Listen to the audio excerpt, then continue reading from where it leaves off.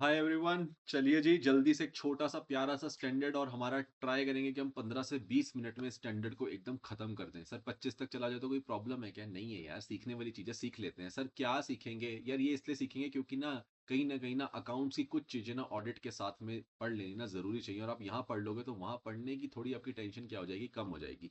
पर ये क्या ज्यादा इंपॉर्टेंट है ऑडिट के लिए? नहीं, ऑडिट के लिए इतना इंपॉर्टेंट तो नहीं है, लेकिन इसकी रेलेवेंस कहीं ना कहीं as an auditor in the practical world बहुत ज्यादा है, क्योंकि ये वाली चीजों को पकड़ना बहुत जरूरी है। सर कौन सी चीजों को? आपकी रिलेटेड पार्टीज को, आपकी कहीं ना कहीं रिलेटेड पार्टीज, जो हमारा बहुत प्यारा सा स्टैंडर्ड है, ऐसे 550 बहुत सिंपल सा स्टैंडर्ड है। क्या सर कि हमारे को रिलेटेड पार्टीज के ऊपर कैसे स्टैंडर्ड लगाना है? मतलब ऑडिटर को गाइडेंस दी गई है कि तुम्हें रिलेटेड पार्टीज को पहचानना पड़ेगा और देखना पड़ेगा कि जो रिलेटेड पार्टी मैनेजमेंट ने एक्चुअली में नहीं बताया कि रिलेटेड पार्टी है, लेकिन तुम्हें कहीं ना कहीं फाइनेंशियल्स को देके समझ आ जाना चाहिए कि वो रिलेटेड पार्टी है। तो तुम कैसे जानोगे?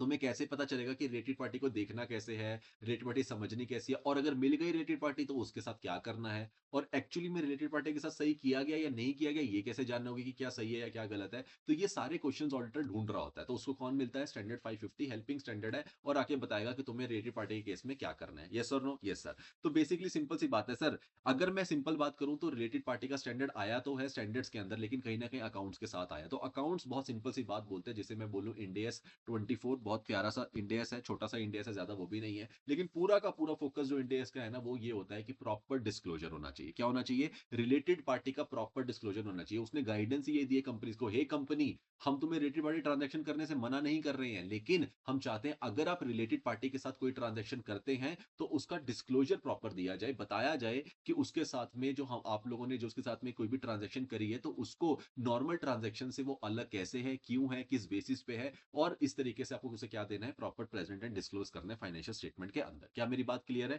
क्लियर है सर। वही सीखेंगे यहाँ पे कि अब ऑडिटर को ऑडिट करते हुए कैसे देखना है कि मैनेजमेंट ने सही किया नहीं किया। वो देखेगा आपने इंडेक्स 24 फॉलो किया या नहीं किया, as simple as that. Yes और नो? Yes sir. तो कहीं ना कहीं उसकी रिस्पॉन्सिबिलिटी किसके साथ है? रिलेटेड पार्टी की रिलेशनशिप को जानने के ऊपर और उनके साथ जो ट्रांजेक्शन हुई है उसको जानने के ऊपर। यस और नो? और ये देखना कि वो प्रॉपरली डिस्क्लोज है या नहीं है। चलो जी सर, रिलेटेड पार्टी की डेफिनेशन समझा दो। तो देखो, एक डेफिनेशन तो सिंपल बोलता है, कितनी सिंपल लिखी प्यारी सी बात, कि रिलेटेड पार्टी वो होती है इधर जो आपके एप्लीकेबल फाइनेंशियल रिपोर्टिंग फ्रेमवर्क में डिफाइन करी गई हो। अरे वाह!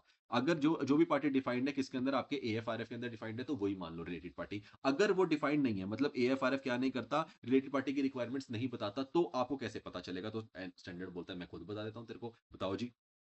तो वो बोलता है क्या? सिंपल है, यहीं से देख लो क्या, कि कोई भी पर्सन और एंटिटी हैविंग द सी और एस आई। सर सी और एस आई के दो वर्ड रिलेटेड पार्टीज में हमेशा आपको मिलेंगे ही मिलेंगे, वैसे तो थोड़े ज्यादा हैं पर दो बहुत इंपॉर्टेंट है। कौन से बोले सर? एक होता है कंट्रोल और दूसरा होता है सिग्निफिकेंट इन्फ्लुएंस। मतलब सिंपल सी बात क्या कहना चाह रहा है कि कोई भी पर्सन और एंटिटी जिसका क्या हो, कोई ना कोई प्रॉपर तरीके से कंट्रोल हो या सिग्निफिकेंट इन्फ्लुएंस हो, वो क्या बन जाएगी? अपने आप आपकी रिलेटेड पार्टी बन जाएगी। मतलब अगर मैं यहां से बताऊं, अ पर्सन और अदर एंटिटी, जैसे सर कंट्रोल, जिसका कंट्रोल है या सिग्निफिकेंट इन्फ्लुएंस है किसके अंदर, डायरेक्टली और इनडायरेक्टली थ्रू वन और मोर इंटरमीडिएरीज ओवर द रिपोर्टिंग एंटिटी। मतलब किसी भी एंटिटी के ऊपर अगर किसी और एंटिटी का या किसी पर्सन का, मतलब सिंपल सी बात है, मैं एक कंपनी हूं, मेरे ऊपर एक कंपनी बैठी है जिसे मैं अपनी पेरेंट कंपनी बोलता हूँ। यस और नो? कंसोलिडेशन पढ़ते हैं ना हम लोग, यस सर। तो मैं अगर मान लो किसी की सब्सिडरी मेरी पेरेंट है, क्या उस एंटिटी का है या जिसके पे वो भी गवर्न करे जो पर्सन है, उसका अगर मेरे ऊपर क्या होगा, कंट्रोल या सिग्निफिकेंट इन्फ्लुएंस होगा डायरेक्टली और इनडायरेक्टली, क्या बन जाएगी? वो मेरी रिलेटेड पार्टी बन जाएगी। बिल्कुल। अब क्या मेरे अगर पेरेंट हो सकते हैं तो मैं भी किसी का पेरेंट हो सकता हूँ? Yes sir. अगर मान लो मैंने अपने नीचे किसी क्या कर रखा है, किसी एसोसिएट एंटिटी को अपने साथ में क्या कर रखा है, मेरी एसोसिएट एंटिटी है जिसके अंदर मेरा 20% से ज्यादा का शेयर है,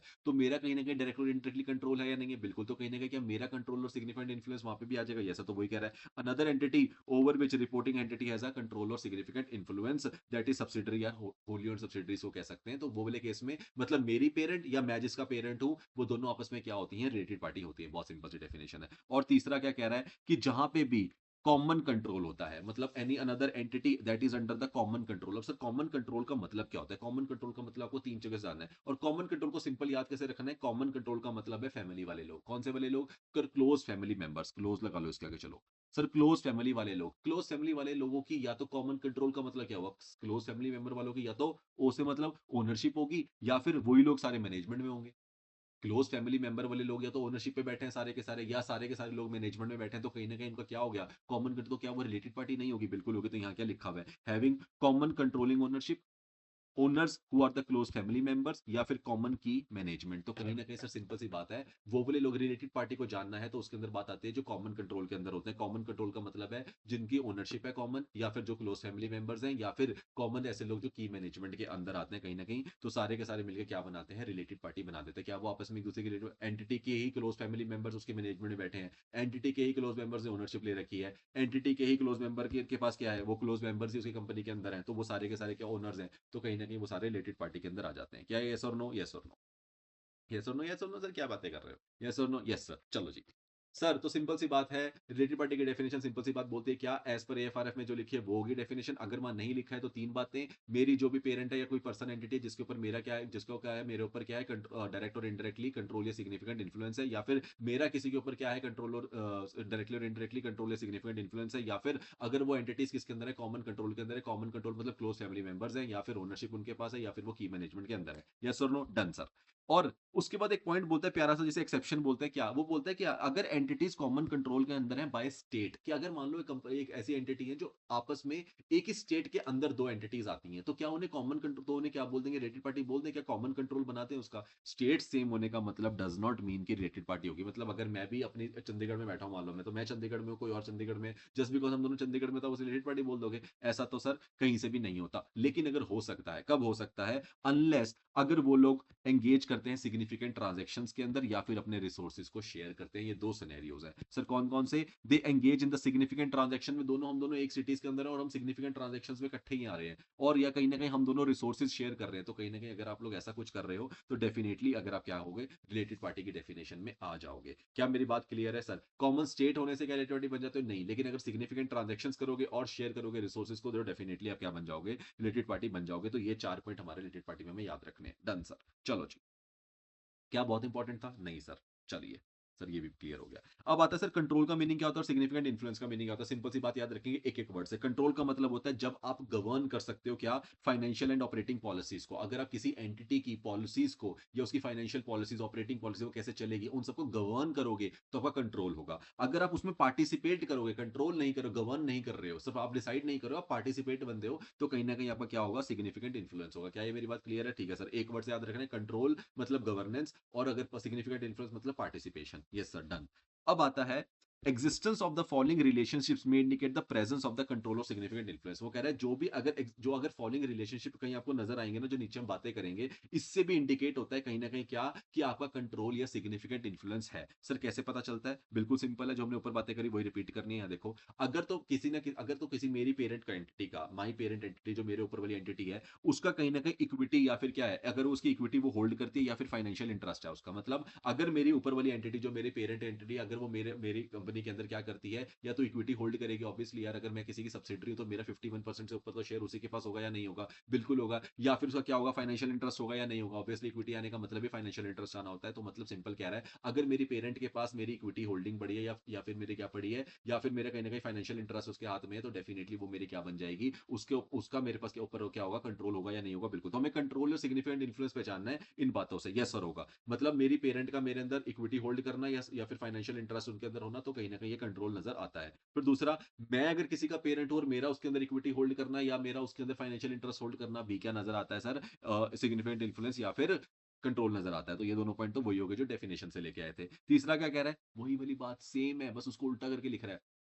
क्या, कि अगर आपका दो स्टार्स विद गवर्नेंस के साथ या की मैनेजमेंट के साथ, मतलब एक्चुअली क्लोज फैमिली मेंबर वाले वही वाली बात करेगा, कि या तो आप उसका पार्ट हो, मतलब या तो आप उस एंटिटी में, उस एंटिटी के किसका पार्ट हो, टीसीडब्ल्यूजी में आते हो, या की मैनेजमेंट के अंदर पार्ट होल्ड करते हो। तो डेफिनेटली अगर आप पार्ट हो तो डेफिनेटली आप क्या क्या करते होगे, आपके पास प्लानिंग की रिस्पॉन्सिबिलिटी, डायरेक्टिंग की रिस्पॉन्सिबिलिटी और कंट्रोलिंग की रिस्पॉन्सिबिलिटी में आप आते हो, मतलब कहीं ना कहीं आप गवर्न कर रहे हो। तो आप क्या बन जाओगे, डेफिनेटली आपका कंट्रोल होगा या नहीं होगा सर, होगा, बिल्कुल होगा। या फिर तो आप इनके क्लोज फैमिली मेंबर हो, किनके, वही टीसीडब्ल्यूजी वालों के क्लोज फैमिली मेंबर में आते हो, जिनके पास प्लानिंग का राइट है, डायरेक्टिंग का राइट है, कंट्रोलिंग का राइट है, तो भी आप क्या हो गए, क्लोज फैमिली मेंबर हो गए। या फिर आपका क्या है, सिग्निफिकेंट बिजनेस रिलेशनशिप है, अगर आपका किसी का सिग्निफिकेंट बिजनेस रिलेशनशिप है with any person refer to in the paragraph, मतलब आपका ये दो बंदों के साथ, टीसीडब्ल्यूजी या की मैनेजमेंट वालों के साथ कहीं ना कहीं आपका कोई सिग्निफिकेंट बिजनेस रिलेशनशिप अगर आप होल्ड करते हो उन लोगों के साथ, तो डेफिनेटली अगर आपको सिग्निफिकेंट ट्रांजेक्शन अगर आप एक दूसरे के साथ कर रहे हो, या सिग्निफिकेंट रिलेशनशिप का मतलब होता है रिसोर्सेज वगैरह शेयर कर रहे हो, तो डेफिनेटली आपको क्या निकल आएगा, आपका कंट्रोल और सिग्निफिकेंट इन्फ्लुएंस निकल आएगा। यस और नो? Yes sir. तो सिंपल सी बात है,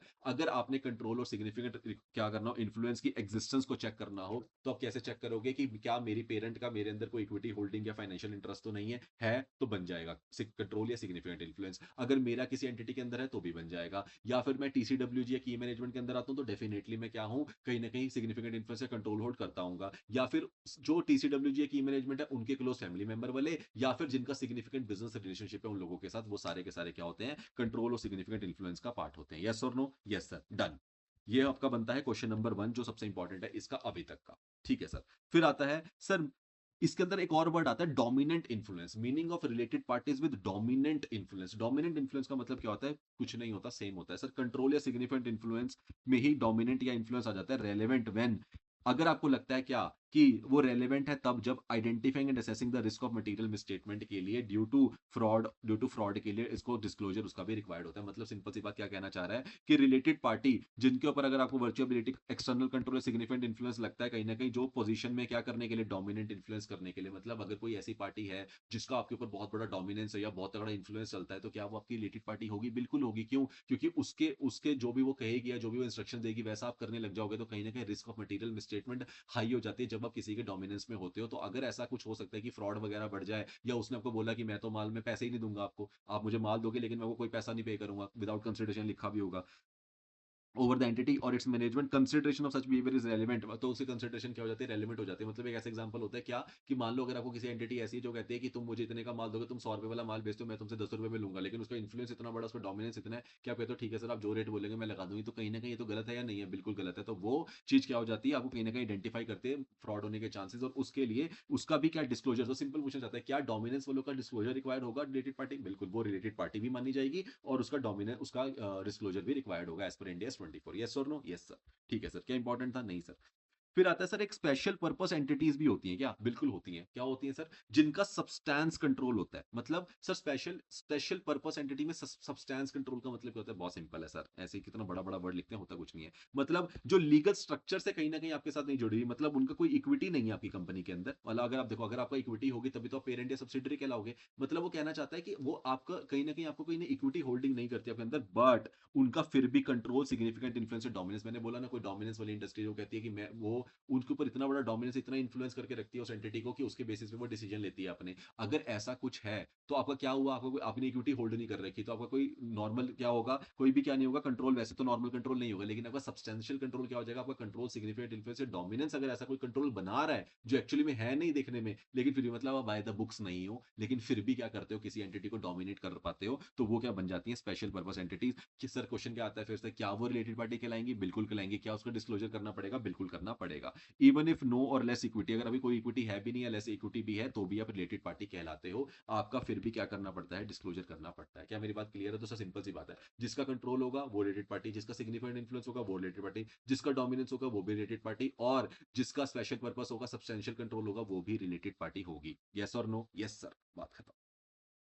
समझ आ गया कि नहीं सर? बिल्कुल आ गया सर। हमें तो ज्यादा याद ही नहीं रखना, जिसका भी जो भी होगा सब रिलेटेड पार्टी होगा। बहुत बढ़िया सर।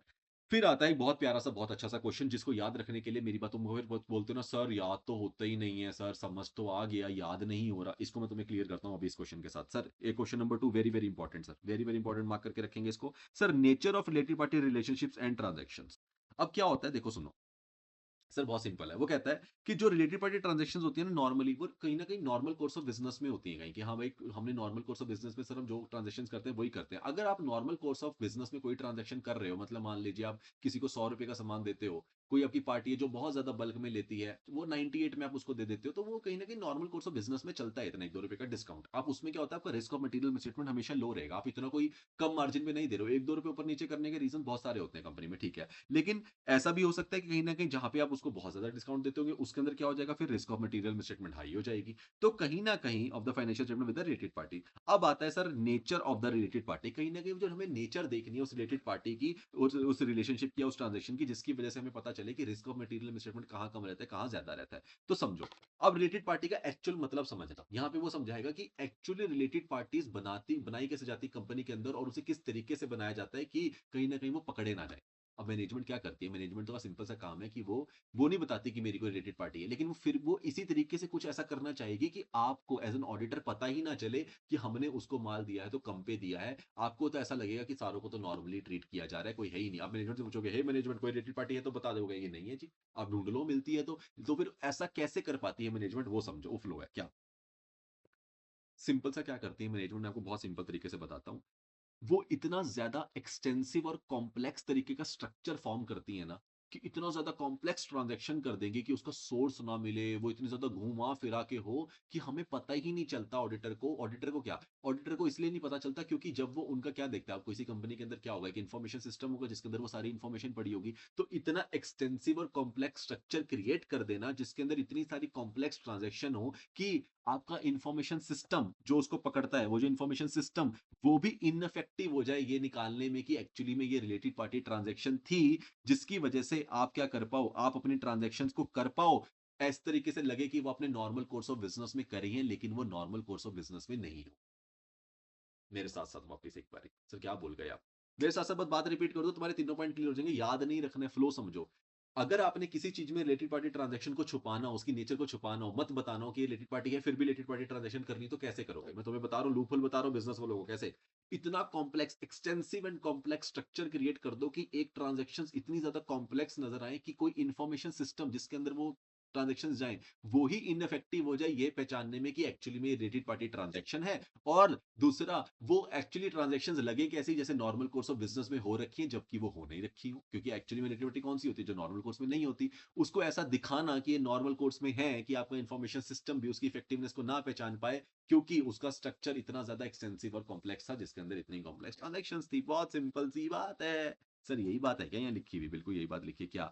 रिलेटेड पार्टी में operative through an extensive and complex relationship या स्ट्रक्चर ऐसा होता है corresponding increase in the complexity of the related transaction. तो वो इतना कॉम्प्लेक्स एक्सटेंसिव स्ट्रक्चर क्रिएट कर देते हैं कि उनकी जो ट्रांजेक्शन होती है वो इतनी कॉम्प्लेक्स होती है। मतलब ए ने बी को दिया, बी ने सी को दिया, सी ने डी को दिया, जिसको ऑलरेडी ए ही कहीं ना कहीं उसकी भी उसको गवर्न करी थी। मान लो ए पेरेंट थी बी की, बी पेरेंट थी सी की, सी पेरेंट थी डी की, कहीं ना कहीं एसोसिएट थी या जॉइंट वेंचर था। ऑलरेडी डी की भी कहीं ना कहीं होली ओन सब्सिडरी कौन थी, ए थी। मतलब इतना ज्यादा कॉम्प्लेक्स स्ट्रक्चर बना रखा है आपने कि कोई ट्रांजेक्शन रूट होके जा रही है, पता ही नहीं चल रहा। अब ऐसा लग रहा है डी ए को कुछ दे रहा है, जबकि ए ने जो बी को दिया था, बी ने जो सी को दिया था, सी ने जो डी को दिया था, वही इसने ए को दिया, लेकिन वो कम रेट पे दिया। तो कहीं ना कहीं इतना कॉम्प्लेक्स स्ट्रक्चर बना देना कि उसके लिए जो ट्रांजेक्शन होनी है उसे ढूंढना मुश्किल हो जाए। अब ऐसा स्ट्रक्चर होगा तो इन्फॉर्मेशन सिस्टम क्या नहीं कर पाएगा, अनेबल टू आइडेंटिफाई। डेफिनेटली क्या नहीं कर पाएगा भाई, वो नहीं आइडेंटिफाई कर पाएगा क्या कि ऐसी कोई ट्रांजेक्शन हुई है, उसे नहीं पता चलेगा। मतलब समराइज नहीं कर पाएगा उन ट्रांजेक्शंस को जो उसके रिलेटेड पार्टी के साथ में हुई होगी। और वो रिलेटेड पार्टी ट्रांजेक्शन में not be conducted under the normal market, वो कंडक्ट नहीं हुई होगी नॉर्मल मार्केट के अंदर,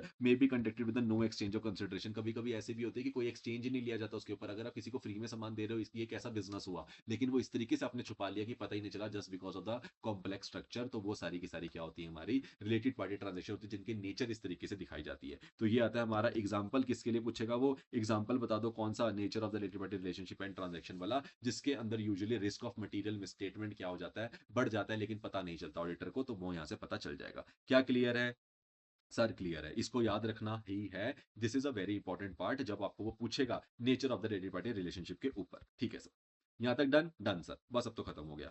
सर क्या रह गया sir, understanding the entities related party relationship and transaction. अगर आपने अंडरस्टैंड करना है तो सिंपल क्या कर सकते हैं। अब आता है क्वेश्चन, सर ऑडिटर कैसे करेगा, ऑडिटर का ऑडिट प्रोसीजर। यहाँ पे क्या लिखोगे क्वेश्चन ए थर्ड क्या है, ऑडिट प्रोसीजर। सर ऑडिट क्या ऑडिट प्रोसीजर परफॉर्म करता है in case of related party, जब उसे लगता है रिलेटेड पार्टी तो है या वो ट्रांजेक्शन हो सकती है, तो उसके पास क्या प्रोसीजर है। सिंपल है, कहाँ से लेके आया सर, 500 से। याद रखेंगे रिलेटेड पार्टी के लिए कौन सा प्रोसीजर लेके आता है, 500 से। कहता है भाई कोई बेसिक प्रोसीजर सा है तेरे पास, तो कहता है हाँ यार प्रोसीजर है, ले मैं तेरे को दे देता हूँ, क्या इंक्वायरी कर ले, इंक्वायरी कर ले। तो ऑडिटर क्या करता है, ऑडिटर इंक्वायरी करता है। इंक्वायरी क्या करता है, याद है हमने 560 में पढ़ा था, वो तो क्या मैनेजमेंट तुम मुझे खुद से आइडेंटिफाई करके बता दो, तुम कैसे चूज करते हो कि तुम्हारे पास सब्सिक्वेंट इवेंट्स की ट्रांजेक्शन हुई है, कैसे पता, कैसे आइडेंटिफाई करते हो। वही यहाँ पे पूछता है कि हे मैनेजमेंट, मैं इंक्वायरी करना चाहता हूँ कि आप कैसे आइडेंटिफाई करते हो रिलेटेड पार्टीज को, एंड अगर कोई चेंजेस आते हैं पिछले साल से, क्योंकि रिलेटेड पार्टी यूजुअली क्या होती है, एक जैसी कॉमन होती है, हर साल उससे ट्रांजेक्शन हो रही होगी। तो कोई भी चेंज वगैरह आया गया पिछले साल की रिलेटेड पार्टी में, इस साल में, मतलब कोई ऐड हुई है या कोई डिलीट हुई है, तो भाई मुझे बता देना। तो पहला इंक्वायरी करता है ऑडिटर, ऑडिट का प्रोसीजर बता रहा हूँ, audit procedure in case of related party. पहला, इंक्वायरी करना मैनेजमेंट से कि कैसे आइडेंटिफाई कैसे करते हो रिलेटेड पार्टीज को कि ये सारी रिलेटेड पार्टीज हैं, और दूसरे नंबर पे कोई भी चेंजेस हुआ है पिछले साल से तो वो मुझे बता देना। फिर नेचर ऑफ द रिलेशनशिप, दूसरा पूछता है कि नेचर ऑफ द रिलेशनशिप बता दो between the entity and the related party, ये चेक करेगा। तो इंक्वायरी करता है मैनेजमेंट से regarding the identification of the related party, कोई भी चेंजेस हुए हैं, नेचर ऑफ द रिलेशनशिप के बारे में, और तीसरा कोई भी ट्रांजैक्शन हुई है तो उसका टाइप एंड उसका पर्पस क्या था ट्रांजैक्शन का। ये तीन बातें ऑडिटर अपने प्रोसीजर में करता है। सर इंक्वायरी करेगा पहले किसके बारे में, इंक्वायरी करेगा आइडेंटिफिकेशन के बारे में और कोई भी चेंज आया पिछले साल से या नहीं आया, नेचर ऑफ द ट्रांजैक्शन के बारे में, और तीसरा जो ट्रांजैक्शन हुई है उसका टाइप एंड पर्पस के बारे में। ये तीन बातों के बारे में ऑडिटर क्या करता है, इंक्वायरी करता है। ये उसका प्रोसीजर होता है बेसिक सा रिलेटेड पार्टी के केस में। क्या सिंपल है? Yes sir. क्वेश्चन कहां पे आता है? क्वेश्चन 3A पे नहीं आता। देखो मैंने यहाँ 3 डाला है, 3 का ए क्वेश्चन एक बनता है, बी बनता है दूसरा।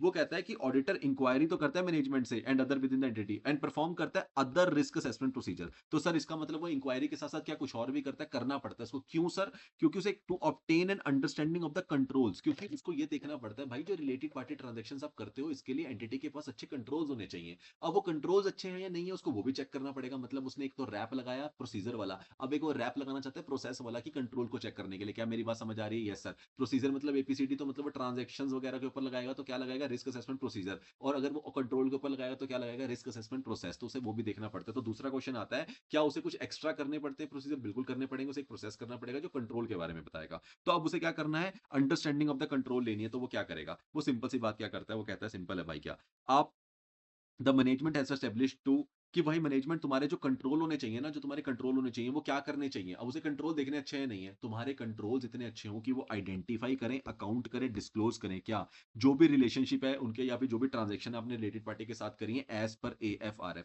मतलब जो AFRF आपको बोलता है, जो इंडेक्स 24 बोलता है कि रिलेटेड पार्टी को सही तरीके से आइडेंटिफाई करना, प्रॉपर तरीके से डिस्क्लोज करना, उनके बैलेंसेस वगैरह को अकाउंट फॉर करके दिखाना, वो सब आपने करा होना चाहिए। आपके कंट्रोल्स इतने अच्छे होने चाहिए। भाई हमारी कंट्रोल से एक्सपेक्टेशन तो यही होगी ना। आप लोगों ने कॉम्प्लेक्स वगैरह स्ट्रक्चर वगैरह बनाया होगा तो मतलब आप छुपाना चाहते हो। अदरवाइज एक्चुअलिटी क्या है कि आपको सही तरीके से आइडेंटिफाई, अकाउंट और डिस्क्लोज करने चाहिए एज पर AFRF। और 2 पॉइंट वो बोलता है ऑथोराइज्ड एंड अप्रूवल के। 2 पॉइंट क्या बोलता है? ऑथोराइज्ड एंड अप्रूवल के, इन दोनों को मिला के। ऑथोराइज्ड एंड अप्रूवल होना चाहिए क्या जो रिलेटेड पार्टी है जो डिस्क्लोज वाली वो आपने ऑथोराइज्ड एंड अप्रूव करी हो। और अगर कोई ऑथोराइज क्या है ऑथोराइज्ड एंड अप्रूव होनी चाहिए वो वाली क्या जो आउटसाइड द नॉर्मल कोर्स के अंदर आप क्या करते हो, जो मतलब यूडी वाली। मतलब क्या क्या मतलब है? मैंने क्या लिखा? दो, एक डी वाली एक यूडी वाली। डी मतलब डिस्क्लोज वाली और यूडी मतलब अनडिस्क्लोज वाली। तो सिंपल सी बात कहना चाहता है क्या कि आपके कंट्रोल ऐसे हो, उन कंट्रोल के अंदर क्या आना चाहिए? Authorisation and approve the significant transaction. आपको खुद ऑथोराइज एंड अप्रूव करनी चाहिए significant transaction and arrangement related party के साथ। और आपको ऑथोराइज एंड अप्रूव करने चाहिए arrangement outside the normal course of business. मतलब सिंपल सी बात कह रहा है जो डिस्क्लोज वाली होंगी, जो आपने हमें डिस्क्लोज करी होंगी, उसको तो हमने बताया होगा जी ये रिलेटेड पार्टी है, ये रहा हमारा अप्रूवल, ये रही हमारी authentication.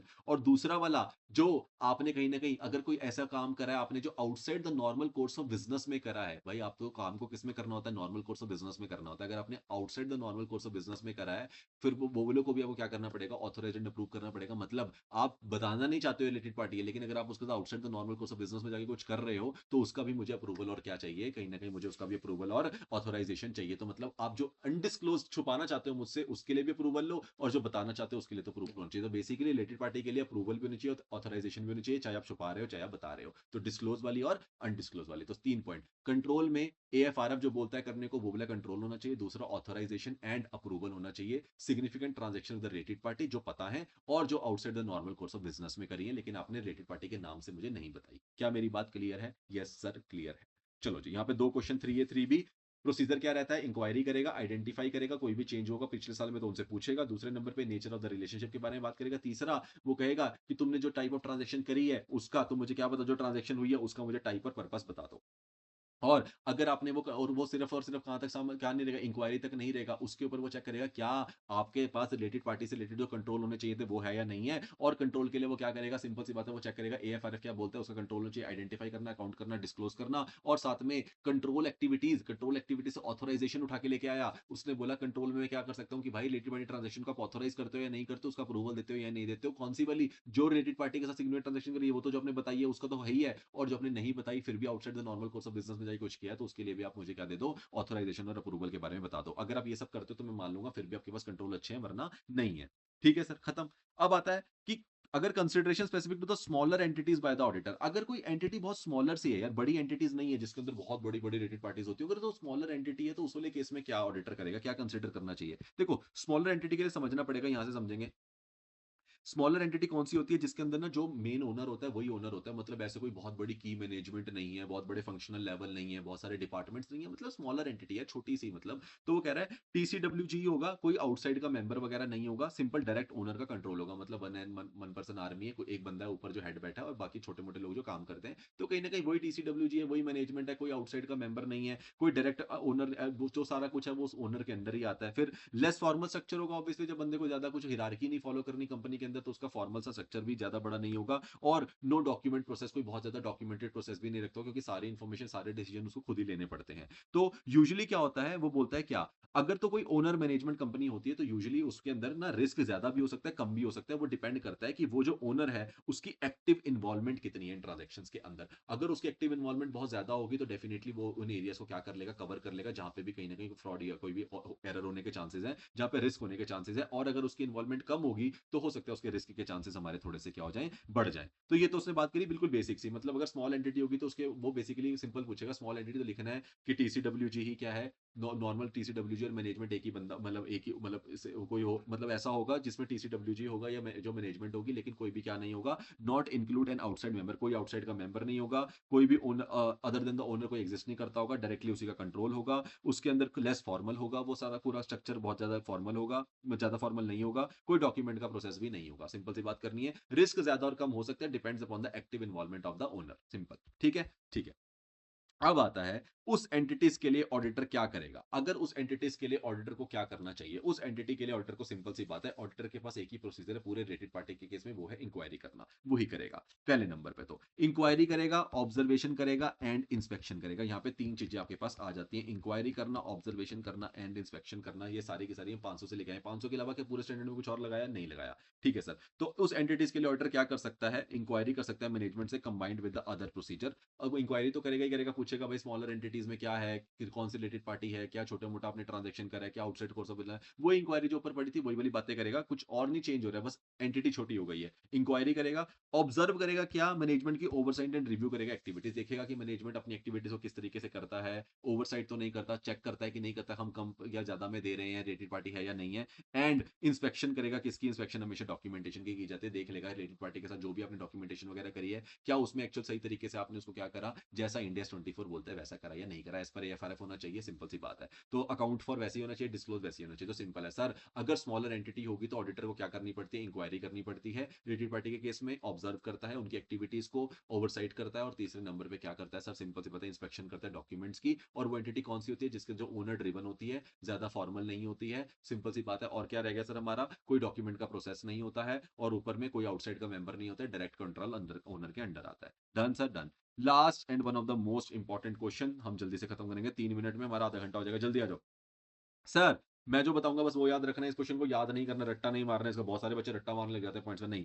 How can auditor verify the existence of the related transaction, मतलब सर अगर ऑडिटर को, अब ये स्टैंडर्ड का क्वेश्चन है, स्टैंडर्ड कह रहा है मैं तेरे को सिखाऊंगा कि तेरे को कैसे पता चल जाएगा कि रिलेटेड पार्टी ट्रांजैक्शन हुई है, इवन इफ वो लोग तेरे से छुपाना चाहे, मैनेजमेंट जैसे छुपाना चाहे, वो चाहे एक्सटेंसिव स्ट्रक्चर कर दे, अपना कॉम्प्लेक्स ट्रांजैक्शन कर दे, फिर भी उस एंटिटी के अंदर रिलेटेड पार्टी है या नहीं है, ये पता लगाया जा सकता है। ये ऑडिटर को सबसे बड़ा बेनिफिट मिलता है इस वाले पॉइंट से, जिससे ऑडिटर को पक्का पता चल जाएगा, और उसे बहुत सारे पॉइंट्स दिए पता करने के, जिससे तो पक्का पहचान सकता है कि एक्चुअली में कुछ रिलेटेड पार्टी रिलेशनशिप या ट्रांजैक्शन हुई है या नहीं हुई है। सर वो कौन कौन से हैं, सिंपल सी बात है, कैसे याद रखना है। तो इसमें सिंपल बात यह बोलता है कि ऑडिटर तेरे को ये जानने के लिए ना एक काम करना पड़ेगा, क्या, प्रोफेशनल स्केप्टिज्म मत भूलना, मतलब अलर्टनेस मेंटेन करनी पड़ेगी तेरे को अलर्ट रहना है। और अगर तूने अलर्ट रहा ना तो डेफिनेटली तेरे को पता चल जाएगा। अलर्ट कब रहना है, जब तू रिव्यू कर रहा हो रिकॉर्ड्स और डॉक्यूमेंट्स, बस। तो उसने बोला कौन से वाले रिकॉर्ड्स और डॉक्यूमेंट्स को मैं रिव्यू करूंगा कि मुझे ये पता चल जाए कि रिलेटेड पार्टी की ट्रांजैक्शन हुई है। उसने बोला हाँ, जब भी तू अलर्ट रह के अपने रिकॉर्ड्स और डॉक्यूमेंट्स को देखेगा ना, कौन से वाले,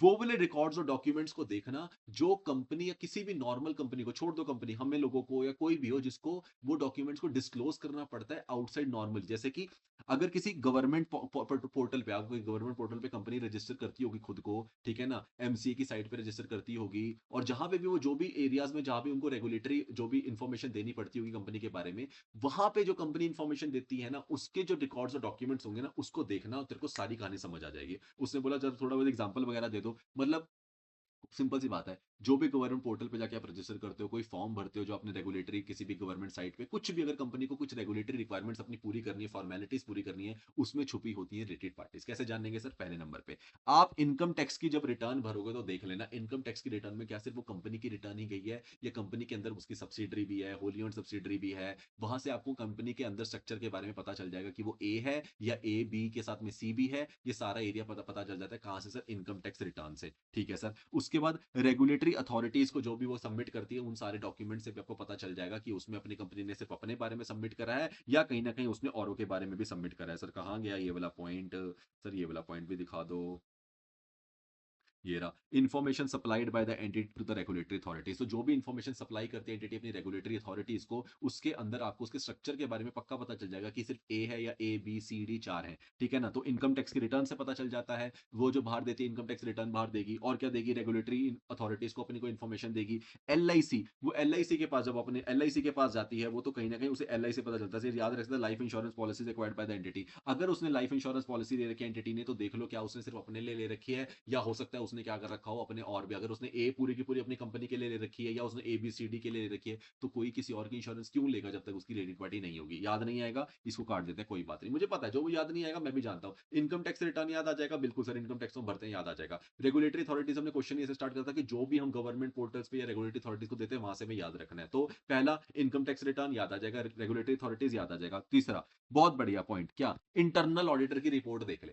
इंटरनल ऑडिटर की रिपोर्ट में डेफिनेटली मेंशन होगा क्या एंटिटीज के बारे में, कहीं ना कहीं ट्रांजैक्शंस के बारे में, या फिर ऐसे के एरियाज के बारे में जहां नॉर्मल कोर्स में काम नहीं हो, क्योंकि इंटरनल ऑडिटर तो जो इंटरनल एक्टिविटीज होती है उसी के ऊपर रिपोर्ट देता है। तो कहीं ना कहीं इंटरनल ऑडिटर की रिपोर्ट से तेरे को फेयर आइडिया मिल सकता है। अब देखो ये वाली बात है कि इंटरनल ऑडिटर ने छुपाया हो, इंटरनल ऑडिटर मैनेजमेंट का हायर किया वो ना करे, that is not, we're not going to that part. मतलब इंटरनल ऑडिटर की रिपोर्ट से कहीं ना कहीं चांसेस होते हैं कि आपको रिलेटेड पार्टी ट्रांजेक्शन के बारे में हिंट मिल जाता है। तो पहला इनकम टैक्स की रिटर्न, दूसरा कहीं ना कहीं जो भी रेगुलेटरी अथॉरिटीज को इन्फॉर्मेशन सबमिट हुई, तीसरा इंटरनल ऑडिटर की रिपोर्ट। एल आई सी याद आया तो बढ़िया, नहीं है तो कोई बात नहीं, छोड़ दो। आ जाओ चौथे पॉइंट पे जो पक्का याद आएगा, क्या? अगर एंटिटी ने सेबी के पास अपना कोई आईपीओ दिया है या वो लिस्टेड है, तो कहीं ना कहीं सेबी वगैरह को क्या दी होगी? डेफिनेटली कहीं ना कहीं रेगुलेटर्स वगैरह को कोई ना कोई इन्फॉर्मेशन जरूर दी होगी, और उस इन्फॉर्मेशन में उनको कंप्लीट इन्फॉर्मेशन देनी पड़ती है। मतलब अगर प्रोस्पेक्टस इशू करा होगा तो प्रोस्पेक्टस के अंदर उन्हें बताना पड़ता है, हम हमारे सब्सिडरीज, हमारे एसोसिएट, हमारे जॉइंट वेंचर सब बताना पड़ता है। तो वहां से आपको कंपनी के बारे में क्या मिल जाएगा? फेयर आइडिया मिल जाएगा। ये भी बहुत इंपॉर्टेंट पॉइंट है। और एक हम पढ़ते आए हैं चीज, याद है हमारे को 500 के अंदर हमने पढ़ी थी अकाउंटिंग रिकॉर्ड्स के टाइम पे, कोई भी सिग्निफिकेंट कॉन्ट्रैक्ट या कॉन्ट्रेक्चुअल एग्रीमेंट में अगर एंटिटी जाती है